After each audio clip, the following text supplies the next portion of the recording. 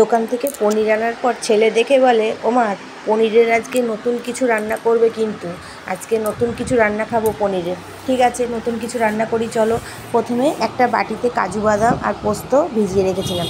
তারপর মিক্সির জারের মধ্যে টমেটো, কাঁচা লঙ্কা, আদা আর পোস্ত আর কাজু বাদামটা দিয়ে ভালো করে পেস্ট করে নামিয়ে রেখেছিলাম। পনিরগুলো ছোটো ছোটো টুকরো করে কেটে নিয়ে কড়াইয়ে তেল গরম করে পনিরগুলো দিয়ে একটু ভেজে নিয়ে এরকম অল্প লাল লাল করে ভেজে নিয়ে পনিরগুলো নামিয়ে নিয়েছিলাম।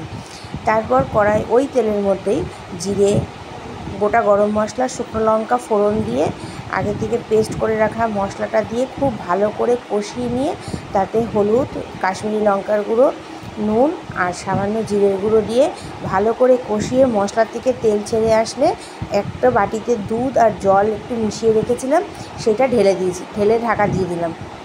ঢাকা দিয়ে কিছুক্ষণ পর ঢাকা খুলে ঝোলটা ফুটে আসলে ভেজে রাখা পনিরগুলো দিয়ে আর টেস্টের ব্যালেন্সের জন্যে অল্প সামান্য পরিমাণে মিষ্টি দিয়ে কয়েকটা চেরা কাঁচা লঙ্কা দিয়ে নামিয়ে নিয়েছিলাম দুধ পনির।